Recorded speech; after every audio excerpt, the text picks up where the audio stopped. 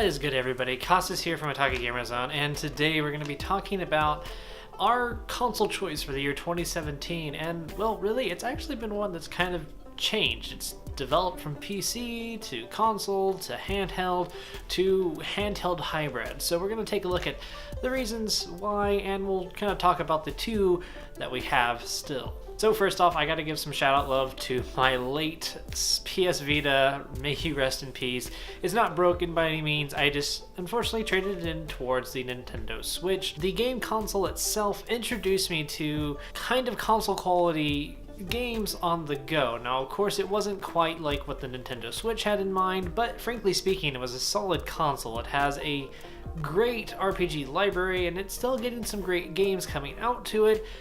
It's just unfortunately with Sony dropping support for it and more third-party developers and indies jumping ship over to Nintendo's own Switch platform, it kind of changes the dynamics of that console system's lifespan and its potential future down the road.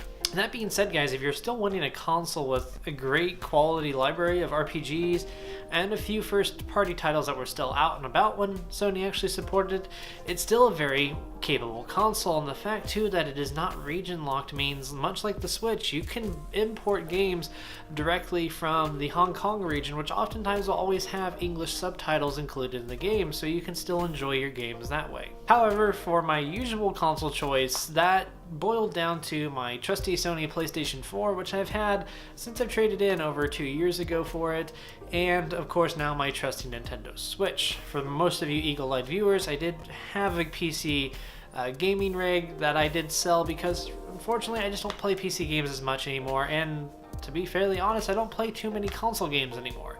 But for when I do, these two are my go-to options for that. While the Sony PS4 will always be that at-home console, I don't have to faff around with upgraded graphics cards, more memory and such. I just put a game in and it will generally always play it perfectly fine.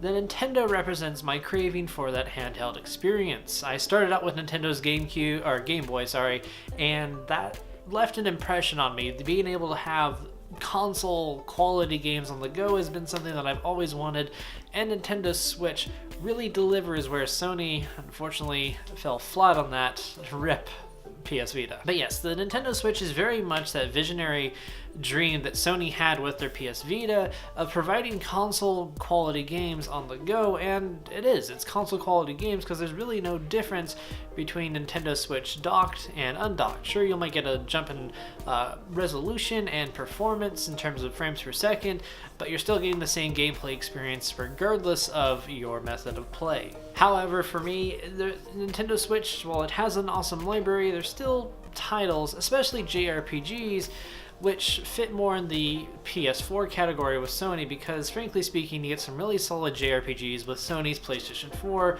case in point Persona 5, an impeccably amazing series that's been spanning several Sony platforms. Now, you of course have benefits between the consoles, so again, like I've been pointing out with Sony's PS4 console, the benefit is you get a console quality experience, and that's not to say, it's just a Sony thing. If you get an Xbox or one of their Pro versions or the X version of the Xbox One, you're getting something that's exactly on par with most gaming PCs, maybe slightly surpassing them. And sure, you're not going to have full customization over them and be able to fix them yourselves, really. But for individuals like me who will occasionally pick up a game, it's nice to not have to worry about specifications, whether or not I have a good enough graphics card to run it, or whether or not I have enough RAM for it to properly play smoothly, or if my processor's fast enough for it. Just popping in a disc works brilliantly well for what I do, and frankly speaking, that's all I need out of a console. And that's where a console like Sony's PlayStation 4 hits home pretty well. You get a solid, well-rounded games library. Frankly speaking, I think you get a little bit more story-driven titles on Sony's PlayStation 4 than you would, say, an Xbox console. And let's face it, Xbox is crap with their first-party support. Sony's been really hitting it out of the park with their consoles, and while everybody has different aspects and different preferences, it all boils down to the same experience in the end. Now, of course, with the Nintendo Switch, you're buying a console from Nintendo in the vein that you're not expecting, quality grade A graphics that we've come to expect from a major league hitter like an Xbox One or a Sony PlayStation 4. If graphics are your concern, then unfortunately I would say don't look at Nintendo. If you're somebody that could care less about what graphics are in terms of fidelity, and you care more about quality and quantity of game, Nintendo's Switch platform is going to get you there in a solid pace.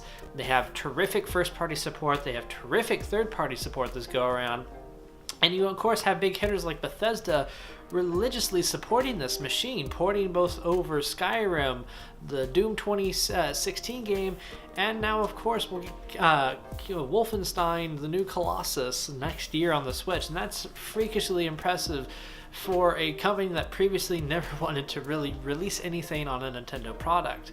And the Switch is a great portable console. It's blurring that line very perfectly between a handheld and a dedicated console home experience for gaming. And while of course, yes, it's not going to last you hours at a time, Legend of Zelda will run the battery down about 3 hours depending on your screen brightness and volume and how often you're doing stuff on it. But the console holds up very well, and that's something that I feel that while I'm not getting good graphics quality, I'm getting an experience on the go that I can't find anywhere else. And that kind of ties into the differences between the two. I mean, if you're looking for a dedicated go-to graphics beautifully amazing type of console experience, then you're going to want to go with the regular console that we think of when it comes to games. So that's a Sony PS4 or an Xbox One series console, and that's going to get you what you need. Now, of course, you're going to sacrifice portability, but if you have a PlayStation Vita, still you can stream your PS4 games right on over to your actual PS4. Now, if you really don't care about graphics and you're not really, set on always having something at home, maybe the living room TV that you have your console hooked up to is occupied by roommates, parents, or somebody else.